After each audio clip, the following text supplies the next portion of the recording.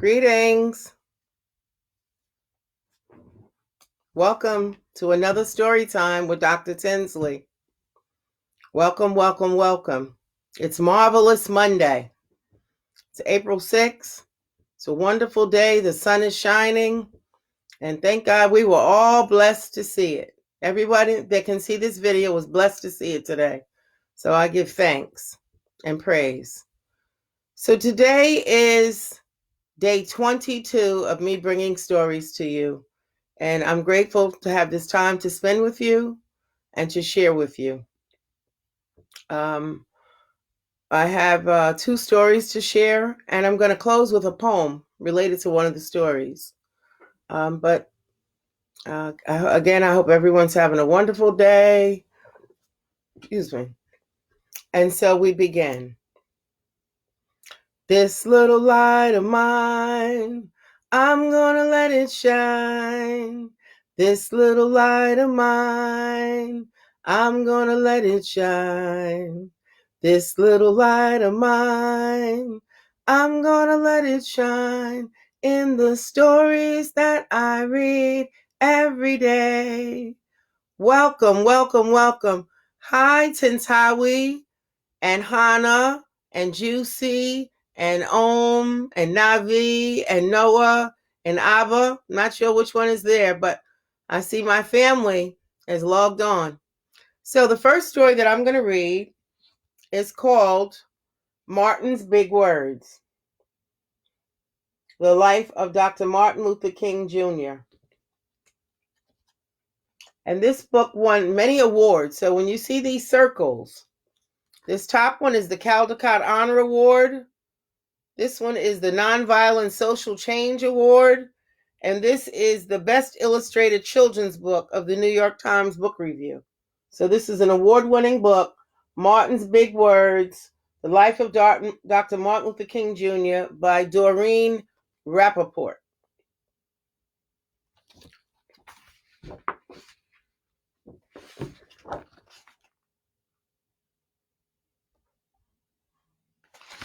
Children, it's always important when you look at books to look at the end pages. That's the front and that's the back, because it always gives you information about the book and about the author.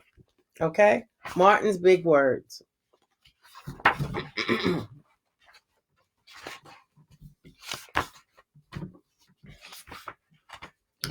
Everywhere in Martin's hometown, he saw the signs white only.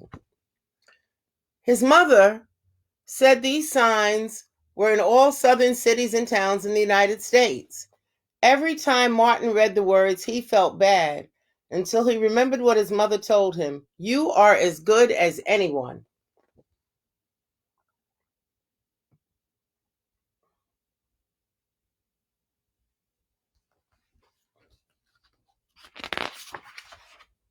In church, Martin sang hymns, he read from the Bible, he listened to his father preach. These words made him feel good. When I grow up, I'm going to get big words too.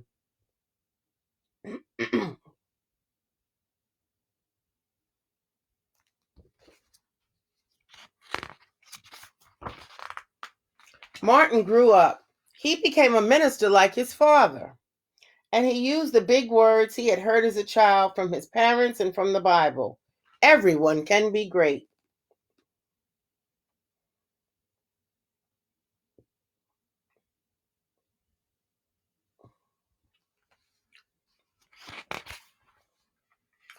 He studied the teachings of Mahatma Gandhi. I mentioned him in the last story we read, Mahatma Gandhi.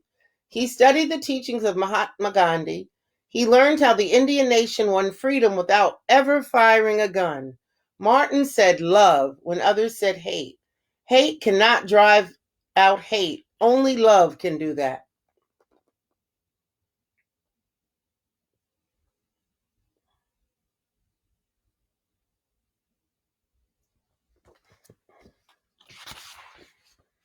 He said together when others said separate.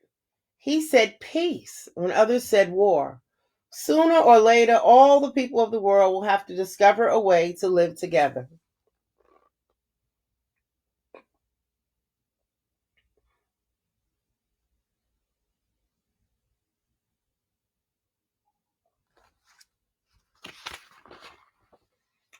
In 1955, on a cold December day in Montgomery, Alabama, Rosa Parks was coming home from work. A white man told her to get up from her seat on the bus so he could sit. She said no and was arrested. Montgomery's black citizens learned of her arrest. It made them angry. They decided not to ride the buses until they could sit anywhere they wanted.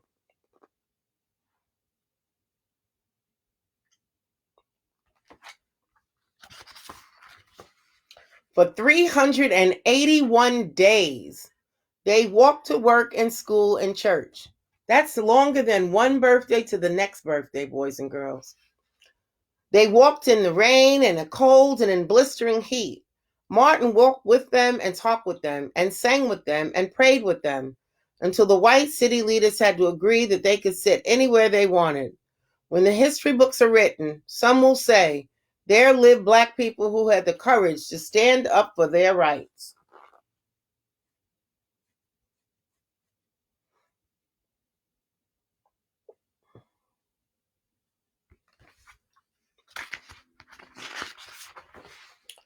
In the next 10 years, black Americans all over the South protested for equal rights. Martin walked with them and talked with them and sang with them and prayed with them. White ministers told them to stop. Mayors and governors and police chiefs and judges ordered them to stop, but they kept on marching. Wait. For years, I've heard the word wait. We have waited more than 340 years for our rights.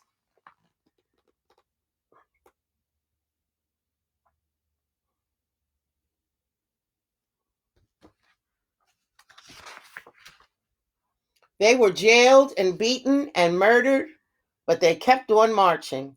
Some black Americans wanted to fight back with their fists. Martin convinced them not to, but reminded them of the power of love. Love is the key to the problems of the world.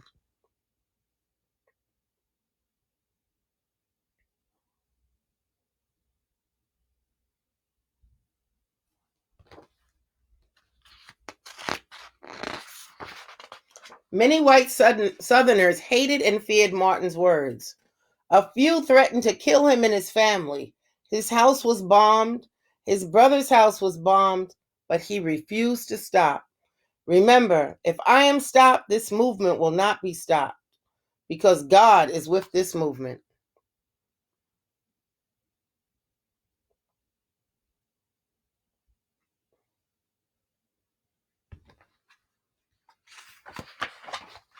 The marches continued. More and more Americans listened to Martin's words. He shared his dreams and filled them with hope.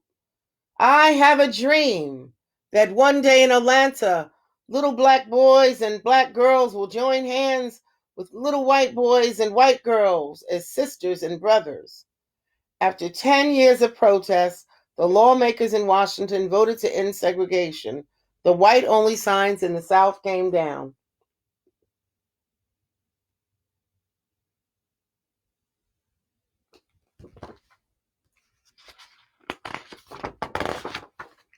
Dr. Martin Luther King Jr. cared about all Americans. He cared about people all over the world, and people all over the world admired him. In 1964, he won the Nobel Peace Prize. He won it because he taught others to fight with words, not fists.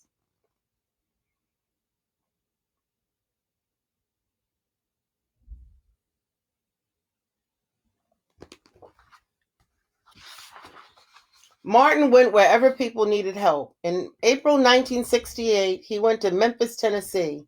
He went to help garbage collectors who were on strike. He walked with them and talked with them and sang with them and prayed with them. On his second day there, he was shot. He died. And that was April 4th, 1968. And so today I'm reading this in his honor.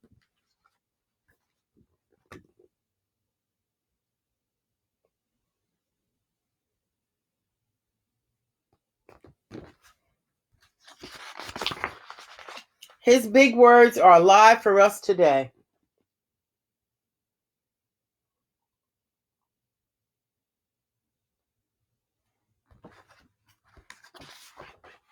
And then they give you information in the back of the book. Important dates and additional resources and books. And that's Martin's big word. This is a beautifully illustrated book. This is my first time reading it thoroughly. Again, the author is Doreen Rappaport, and the illustrator is Brian Collier. And I've seen some other works by him. This is a very beautifully illustrated book. And if you notice, the pictures are collage techniques. Okay? Beautiful. So let me say hello. Hi, Hannah. I think that's Hannah or Grammy. She said she sent me a picture. Sweetie, I will print the picture today and show it tomorrow, okay? Because I can't print it while I'm doing the story. And hi, Juicy, and Noah, and Om, and Navi. My daughter has 5 children. Hi, Carolyn. God bless you too, sweetie. Hi, Val. Well, I'm glad you and Olivia were finally able to get on. Hi, Catherine, and hi, Mildred. I have another book to read called The Glass Bottle Tree by Evelyn Coleman.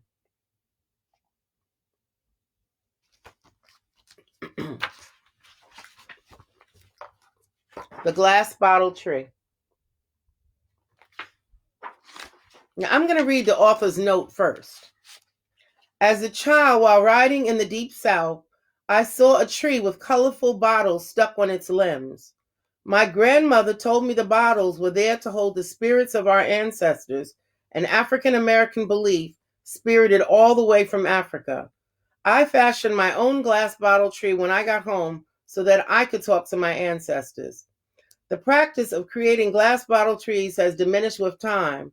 However, Julie Dash displays a glass bottle tree in her movie, Daughters of the Dust. I hope that even today, you might be lucky enough to see one while traveling dusty roads in the Deep South. Or maybe you'll make your own, as I did, in order to talk to your ancestors. So those are bottle trees. I just want to share, I live in South Jersey, in the southern part of New Jersey, and I saw a bottle tree right outside of Trenton on a highway. So here we go. Once upon a summer's breeze, way, way down in the country, a little girl lived peacefully with her grandmother. They lived in a rickety old house with a makeshift pickety fence down a long, long, dusty road, and smack dab in the middle of their yard was an old tree. This was no ordinary tree, but the old grandmother believed spirits lived in it. Old spirits from far away and near. Spirits with good thoughts, some with mistaken thoughts, and spirits that seemed like they had no thoughts at all, but all spirits of the family.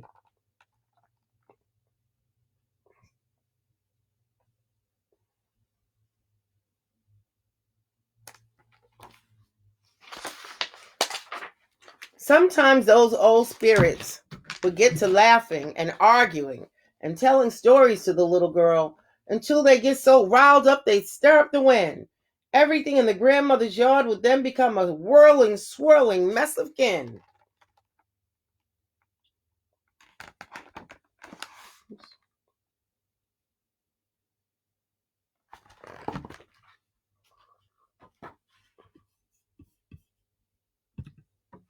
Sorry.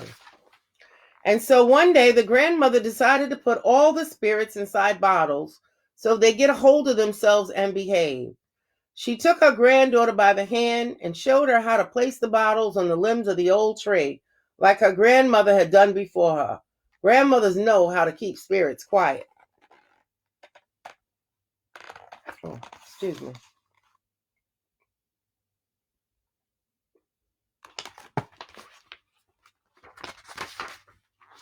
Then she and the little girl went about their daily business, but not before the grandmother noticed the reeds in the fields bending low to the ground and the grasshoppers singing their warning song. She knew a terrible storm was brewing, even if there wasn't one cloud in the sky. Yes, sirree, trouble was on the way.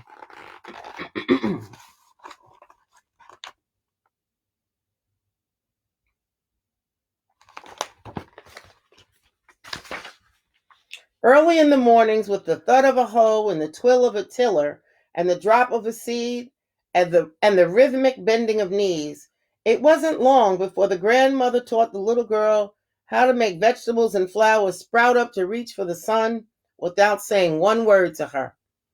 In the evenings at the banks of the river, with a dip and a bob and a swishing of arms and a kicking of legs, the grandmother soon taught the little girl to swim without the swish of a sound alongside the rainbow-colored brim.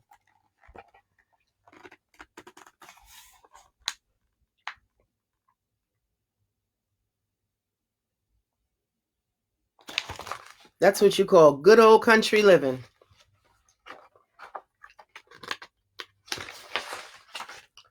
After supper, sitting in front of an evening fire with the twist of wrists, the folds of fingers, and the clicking of 4 long needles through colorful yarns, the grandmother taught the little girl to knit a winter blanket without speaking one single solitary word. On Sundays, with butterflies on their shoulders, blue jays eating from their hands, bees whispering near their ears, and animals snuggled close, the grandmother taught the little girl to enjoy a simple picnic without either one of them opening their mouths.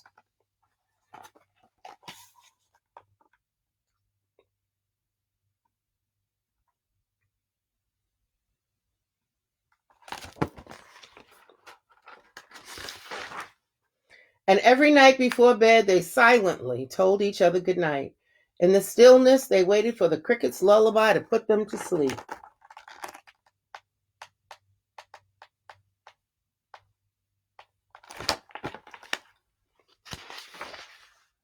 The grandmother and the little girl were very happy until the day some folk who worked for the state came.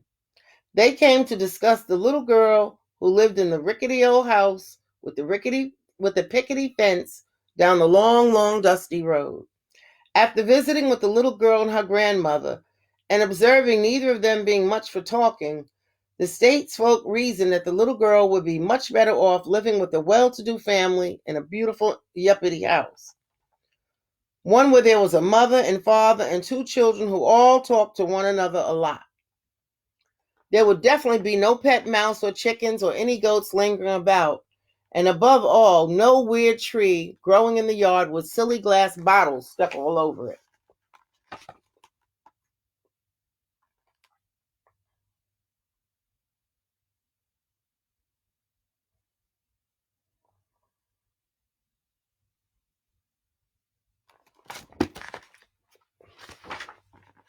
The grandmother's too old to keep the little girl, the one said. Why, she's so old she can't see good. She can't hear good either, said the other. And it seems like she might not be able to talk. She never says a word, said the first. I'm sure the little girl will feel better in a real family, so they decided. They hadn't noticed the things the grandmother taught the little girl to see and hear and do. They hadn't heard the talk the grandmother taught the little girl to talk without using her voice. And they sure never recognized the love the grandmother and the little girl shared. Oops.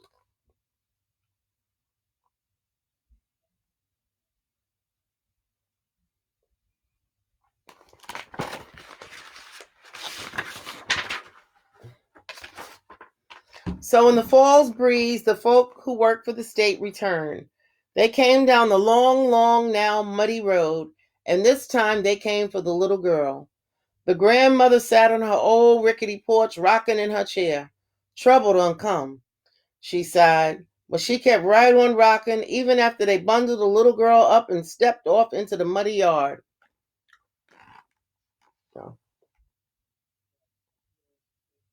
The grandmother never once lifted her eyes, nor opened her ears, nor said one single solitary word. She only felt great sadness as she heard her granddaughter crying. So she spoke to the spirits in the tree. She spoke to them with a ritual of rocking and humming, rocking and humming, and rocking and humming some more. A ritual her grandmother had taught her long ago.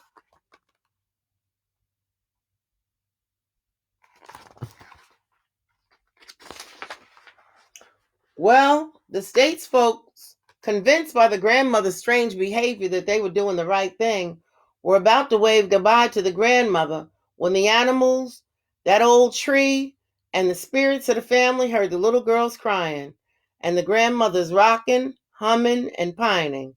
But the Stakes folks couldn't hear the grandmother. They were just standing there frowning in disgust at her in her rocking in that chair so wildly.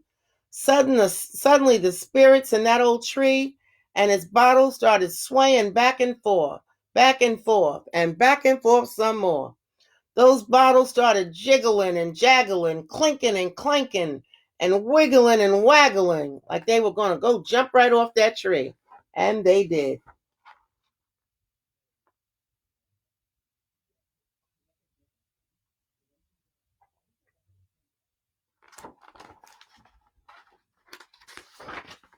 Then the wind began howling, and the spirits that had been held inside the glass bottles commenced a prowling.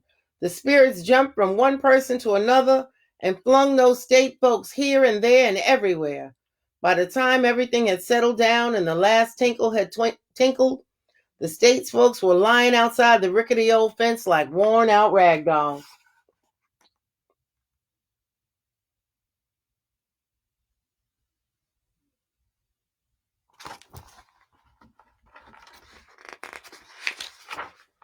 Well, well, one spoke up in a tiny voice. I believe that old woman has the best eyesight I've ever seen. Me too, said the other. Why, she can hear better than any person I know. You're right, said the first, trembling so badly his knees buckled together. And she always knows just the right thing to say. Indeed, she did. The old woman hobbled down off the porch and waved goodbye.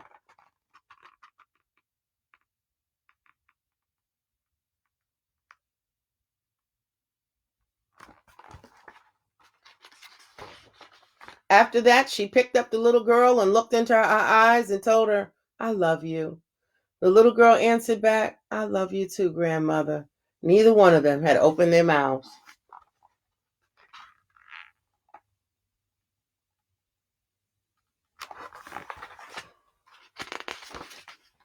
And the glass bottle tree didn't open its mouth either, because the grandmother began putting the bottles back before the spirits could get all riled up, gossiping about their latest adventure. As the grandmother watched the little girl place the last bottle back on the tree, she wore a big smile. She knew the little girl had learned one more thing about her family. And as the state folks headed down the long, long country road, they agreed between themselves never to come back for the little girl again without either of them opening their mouths. And that is the story of the glass bottle tree by Evelyn Coleman. I just want to say hi to Elijah and Judy. And again, hi to Jules. Hey, Jules. I hope your children are watching. Hi, Catherine. Hi, Valerie and Olivia. Hi, Carolyn. And hi to my grandchildren, Juicy, Hannah, Navi, and Noah. I'm going to close with a poem that's not for the children. They won't understand it. It's not inappropriate, but it's really for the adults that are watching. Because as a writer and an artist and a collagist, I did a collage called Bottle Trees. And I don't know if you can see it a little bit. That was my bottle tree collage.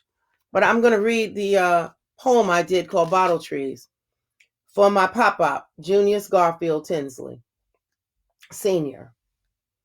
The elderly gentleman greeted her with weary eyes on his tired face, dressed in his Sunday finest, gray pinstripe suit, white shirt starched stiff, fancy tie, black wingtip shoes, hair slicked back.